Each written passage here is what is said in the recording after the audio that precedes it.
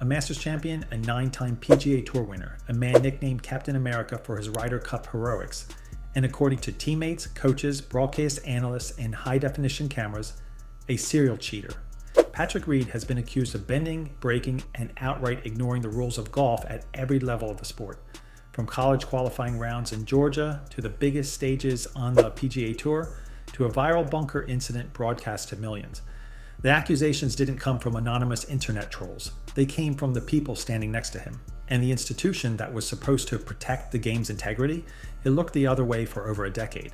Before the scandals defined him, Patrick Reed was a prodigy. He won the Junior Open Championship in 2006.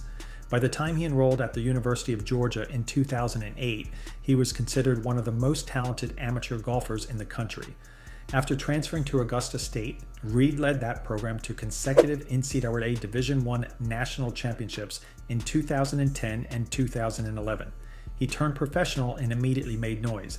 By 2014, he had won 3 PGA Tour events before his 24th birthday, joining a list that included only Tiger Woods, Phil Mickelson, Rory McIlroy, and Sergio Garcia.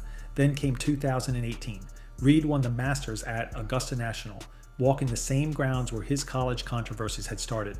He was dubbed Captain America after a ferocious Ryder Cup run, in which he went head-to-head with McIlroy and won. The image was bulletproof. The resume was elite, and no one in a position of authority was asking questions about how the sausage was being made, the mechanism. Here's how you cheat in a sport that trusts you not to. Golf is self-policed.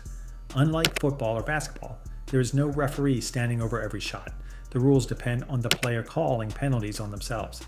That honor code is sacred. It is also, for someone willing to exploit it, a massive blind spot. Reed's alleged method was deceptively simple. In thick rough, he would place multiple clubs behind the ball, one after another, as though deliberating over club selection. Each placement pressed the grass down fractionally. By the time he selected his club, a lie that had demanded a sand wedge layup had been transformed into a clean 3-wood strike. The manipulation was incremental. To the naked eye, it looked like indecision. To anyone who had seen the original lie, it was engineering. In bunkers and waste areas, the technique shifted. Practice swings that scraped sand from behind the ball. Not dramatic shoveling, just enough to flatten the depression and create a cleaner contact path. 2 inches of sand doesn't sound like much, but in a sport where a single stroke separates a cut from a missed check, 2 inches is the difference between going home and cashing 6 figures. The critical flaw in golf's enforcement was that without a camera directly on the player, these micro adjustments were nearly invisible. Playing partners weren't watching his pre-shot routine. Rules officials weren't stationed at every lie.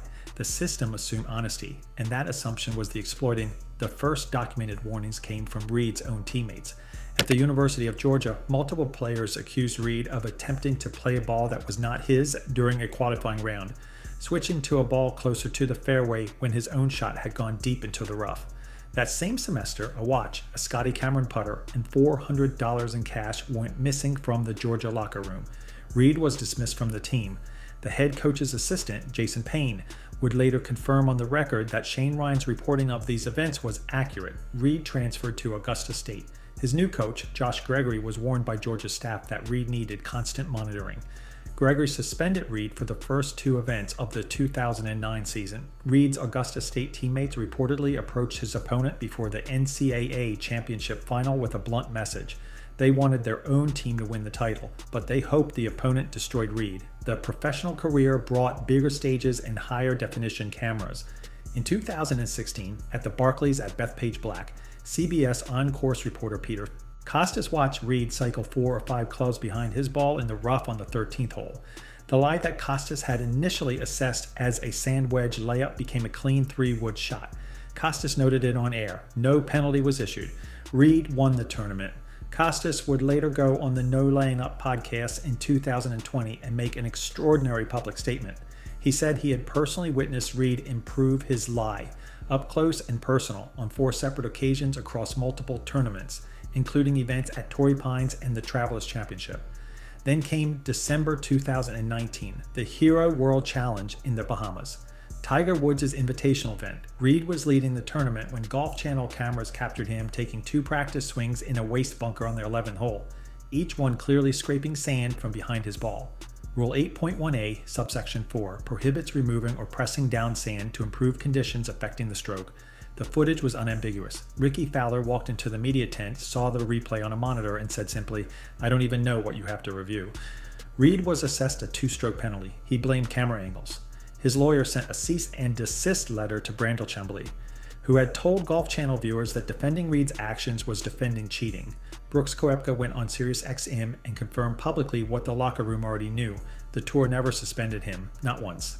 The legacy at the 2019 President's Cup in Australia, 1 week after the bunker incident, fans heckled Reed with chants and mimicked shoveling sand. Reed did not defuse the situation. He mocked them back, pantomiming a shoveling motion with his putter after sinking a birdie. The gesture became iconic, but not in the way Reed intended. It became a symbol of a player who had stopped pretending the accusations weren't real. In 2022, Reed defected to Live Golf, the Saudi-backed breakaway league that had already fractured the sport's institutional structure. He filed defamation lawsuits against members of the golf media. He lost. Reed's case is not just about one player.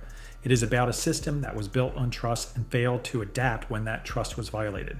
High-definition, multi-angle broadcast coverage caught what playing partners and rules officials could not, and it raised a question the PGA Tour still has not answered.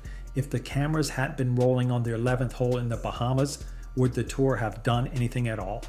The game didn't just lose one player to scandal. The institution chose to protect its product until protecting it became impossible. For over a decade, the warnings came from teammates, coaches, analysts, and broadcast footage. The tour responded with a 2-stroke penalty and a shrug. Patrick Reed's story is not an aberration. It is a stress test, and the game's honor code failed it. Subscribe for more of golf's hidden history.